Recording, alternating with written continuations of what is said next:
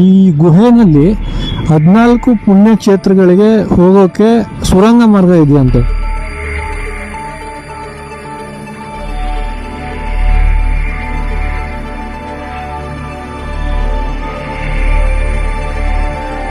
ಅಂದ್ರೆ 14 ಜಾಗಕ್ಕೆ 14 ಪುಣ್ಯಕ್ಷೇತ್ರಗಳಿಗೆ ಈ ಒಂದು ಗುಹೆ ಮೂಲಕ ಹೋಗೋಕೆ ದಾರಿ ಇದೆಯಂತೆ. ಸೊ ಇಲ್ಲಿಂದ ಅಕ್ಕಮಾಂಬ ಅವರು ಅಲ್ಲಿ ಕಾಲಜ್ಞಾನವನ್ನ ಬರಿತಿರ್ತಕ್ಕಂಥ ವೀರಬ್ರಹ್ಮೇಂದ್ರ ಸ್ವಾಮಿಯವರನ್ನ ನೋಡ್ತಾರೆ. ನೋಡಿ, ಇಲ್ಲಿ ವೀರಬ್ರಹ್ಮೇಂದ್ರ ಸ್ವಾಮಿಯವರು ಕುತ್ಕೊಂಡು ಕಾಲಜ್ಞಾನವನ್ನ ಬರಿತಿದ್ರಂತೆ.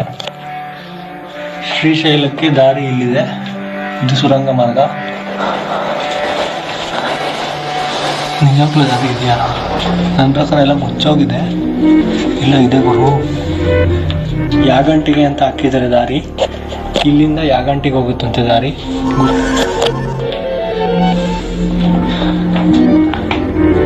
ಚೆಕ್ ಮಾಡೋಣ ಅಂದ್ರೆ